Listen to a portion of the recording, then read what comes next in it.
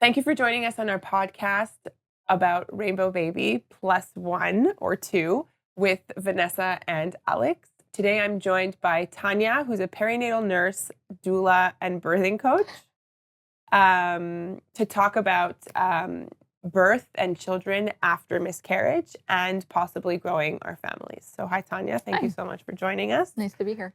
So the podcast about miscarriage with Vanessa and Alex was quite intense. It's quite a intense subject. It is. Yeah. But let's talk about I asked them what emotions were going through their mind when they've decided they were ready to have kids again, and how you cope with that, and is it like a decision that you just kind of go for, or so like how does that kind of work with having kids after a miscarriage? So not only emotionally but physiologically as well. Yeah. So there's a lot of different factors as usual. Everything I feel like every time I'm on this podcast, I'm talking about factors because it's true that go into making that decision, right? Whether or not you've had a miscarriage, decision to have more kids. I think, was it Alex who was talking about, right? She said, I have three, but you have to think of the financial aspects and the time aspects and the employment aspects. So there's all that kind of regular by default things you have to think about. But when you've experienced a loss, then there's kind of this whole added layer of complication when you're making that decision because you're trying to get in this headspace of positivity and trying to conceive and anticipating the arrival of a new child in your family when it's always on your mind, right, that you had a pregnancy experience that didn't lead to a baby in your arms.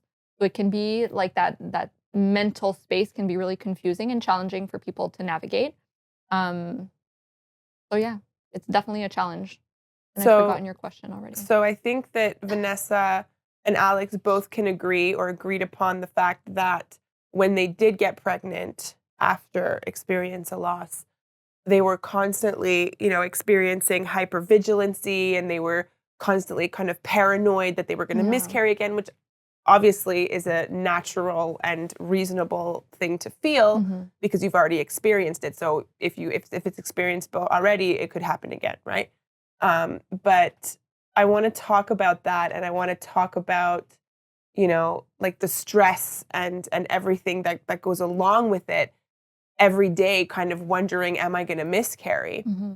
And is that something I'm sure that you see often with your clients as well? Um, and how people, cope with that. And yeah, I don't know. So first and foremost, I'm just going to come at it again from the statistical or Yeah. like the medical side of things. As a blanket statement, what we do know is that miscarriage generally is actually a one-time occurrence. Okay. So having a miscarriage does not in and of itself predict you having other miscarriages. And that's usually what panics people the most after they have a miscarriage is thinking, well, I can't do this, right? I can't carry a pregnancy to term. If I've had one before, I'm going to have one again. Like this is just my body has failed me for some people. That's kind of like the thought process that can occur. But in and of itself, having a miscarriage is not a predictor of having other miscarriages. There is such a thing as having repeated pregnancy loss or repeated miscarriage, but that is not a very statistically significant proportion of the pregnant population So that you're saying it's experiences not that. linked, It's basically. not necessarily linked. That being said, for people who do experience repeated miscarriage, there's usually an underlying reason, like a medical condition, a genetic condition, an anatomical issue. But for most people, most healthy, young, childbearing age women, having a miscarriage is a one off situation. So it was an inborn error, typically of a chromosome somewhere, and it does not mean that it will happen again. So maybe that's a helpful thing to try to Mm-hmm. remind yourself of if Mm-hmm. that's what you're going through, that it doesn't mean that you'll have another miscarriage just because you've had one. But it's that relinquishing of control, right? Which is the process that's involved in pregnancy and childbearing and raising children, right? My understanding is that a lot of it is just relinquishing control and not having um, the ability to decide, right, if this pregnancy goes to term or not. So it's not something that necessarily will happen multiple times if it's happened before. And it is, like you said, a normal reaction to feel a little bit hypervigilant about your signs and symptoms in pregnancy. At the first sign of spotting, people will tend to panic, right? At the first sign of cramping, people will start to panic, even though, as we've discussed on a different podcast, doesn't always mean that that's a miscarriage. Could be a multitude of other reasons that cause those symptoms. And I would just say that it is important for people who feel particularly hypervigilant or anxious about their bodies and where it's causing intrusive thoughts or affecting their functioning, right? Where they feel like they can't work, they can't sleep, their appetite's affected by really that fear, or they feel paralyzed by those thoughts. It is important to speak to a mental health professional or at minimum your doctor about those because sometimes therapy or other types of treatment can be relevant and necessary to help you get through this current pregnancy as smoothly as you can, right? Because that's a very heavy load to bear when you feel constantly like you're scanning your body. And this can happen with miscarriages, but it happens also to people who've had any kind of, medical trauma or issues where they feel like their body didn't function the way that it should have. Yeah, and I think also on the emotional side, it can be a bit difficult to I because I asked the question to Alex. I said, she had her first her miscarriage after her two Mhm. children, and I asked her the question, when you got pregnant with your third, Mhm. do you put your miscarriage behind you? Like, is it Yeah. something that you forget, or Yeah. or is it something that you kind of feel guilty because Mhm. there was something that was growing, and now Yeah. you've had this third child. Did it Yeah. replace, the third that could have been? Yeah. And she answered no. She said, I Yeah. always wanted three kids, and her Yeah. daughter, has the Yeah. role that she has, but that she still thinks about it every Yeah. single day, and the hope was there. Um, but that we then after that we got into a little bit sidetracked on growing our Yeah. families. And Alex has three kids and Vanessa has two kids. And on the podcast, I think it was fair to say that Vanessa was kind of on the fence, Yeah. like, do we want three? Do we not Mhm. want three?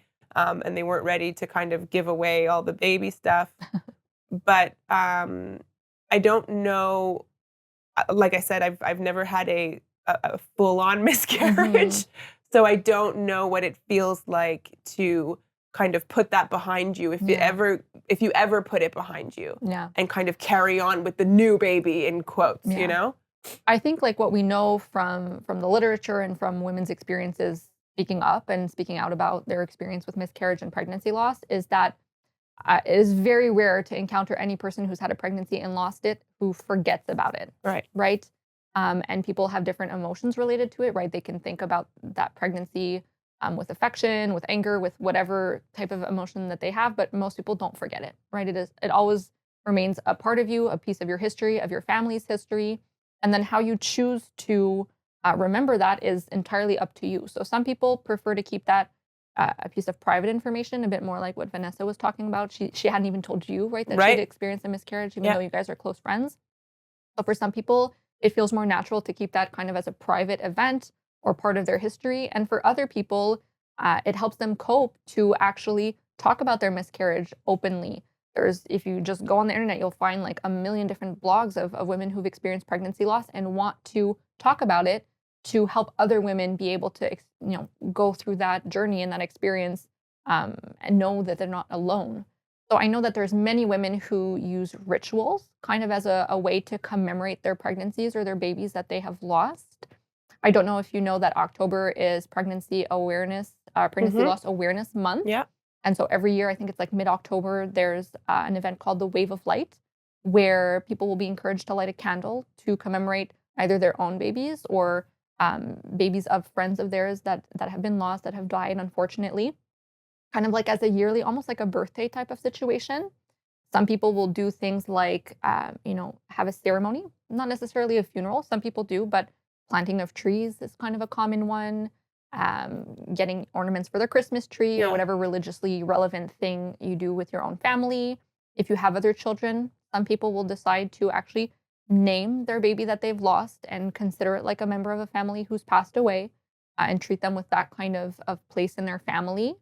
There's really all sorts of different ways to go about it, and none of them are right or wrong. It's really just concrete things that some people can do to feel like it's okay to move on, if you will, with your life and your family planning, because there is always that special place in your heart and in your family for that baby that was lost. No matter how many weeks you were, right? Even if it was very early, that was like we've discussed before, An a event. baby that you had pictured, Yeah. right? Fitting into your life in one way or another. So just something that people can think about and consider doing in terms of like those rituals to commemorate their babies. And then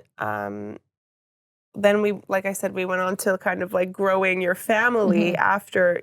after having a baby, after a miscarriage, and keep growing your family. So it's funny because, like I said, Alex has 3 kids and Vanessa has 2 kids, and I have 2 kids, and now expecting a 3rd kid. And I didn't know that, you know, it's kind of in a situation where I feel like when you have 1 kid, and 2 kid is kind of more common now. Like I have a lot of friends that have 2 kids. 3 kids is getting a little, you're getting a little full, you know? Outnumbered. Yeah. But I have this, like, for us, for me myself, it wasn't planned. It wasn't a planned situation. And I love when, other people used to say that in the past. They're like, it was unplanned or it just happened or whatever. And I always used to look at them. I'm like, don't you know how contraception works? Or like, don't you know how, and it's happened to me. And, you don't really realize things until they do happen to you. Mhm. And so what I like to tell people or my friends is that I was on contraception and then I stopped it because I wasn't feeling well. But I would try to calculate when I was ovulating Mhm. not to get pregnant. But it happened so that it was during the time that I was ovulating. And I guess you just accept the risk, Mhm. And it happened so that, it did happen. But I think when you're growing your family from 2 to 3, and that's where Vanessa was kind of and still is, I think, Mhm. on the fence, is how do you know that you'll be able to handle it? How do you know that you'll be, it's a lot of kids. And Alex even said, it's a lot of kids. And there was, this is a bit irrelevant, but I was watching Lessons in Chemistry the other day. Okay. I don't know if you've seen the show. I haven't, It's but I've heard of it. excellent. And she has a daughter, and she didn't expect to have a daughter. Anyway, and she said, her neighbor said to her, she said, you always think that you can't do it, and then you just expand. Mhm. And I like that they use the word expand, because that's exactly what we do. Mhm. Even with 2 children or with 3 children, it's you just expand, you just do it unknowingly, you Yeah. just do it. And that Is really that not what motherhood is, right? You just do exactly. what you got to do. Yeah. You always think that you can't do it, and somehow the things get done. Exactly. That's like and the that tenet of really, I motherhood. felt really comforted by that, because it's true. Mhm. Like I felt really, it was comforting for me to hear that, because it's like, we're going to be okay. Whether we have 3, 4, 5, I mean, let's not exaggerate, but we'll be okay. When I used to have patients at the hospital, you always ask, it's 2 questions, right? When you talk to like Yeah. lay How many people, it's always like, pregnancies oh, have how you many had? babies? How many babies do Right? you have? But it's how many pregnancies have you had and how many children do you have at Yeah, home? And yeah. often the number is like, can be vastly different. Yeah. And it kind of honors not just miscarriage, but all types of families, right? Because some people have Adoption. adoption, Yeah. or, families where they're famille reconstituée. I don't even know how Yeah. to say that in Yeah, yeah. English, right? Where you have children that were biologically yours for Yes. whatever reason. Like it's a little undermining to just say, you know, Did you just the birth them? pregnancies, or Yeah. right? Because like families are assembled in a million different kinds of ways. So numbers of pregnancies, it's its own thing, right? And number of children at home, they That's their don't own always thing. match up. They often don't match up. Yeah. I used to work at the Jewish, and it's kind of interesting because we used to get all the Jewish Orthodox moms, and they would have like 10, 11, Yeah. 12, 13, 14, How 15, do they do 16 that? babies. Well, it's different, like culturally and religiously, right?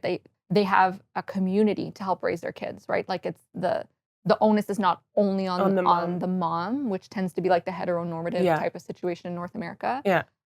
They're older kids who are significantly older, right? Who They'll can have help like and take care. 17-year-olds when they have a newborn, help take care, and it's like a family is a family, and everybody has to pitch in, and so it's I think it's a completely different way of functioning, really, than what we're used to in our Mhm. like nuclear family type of situation. Yeah.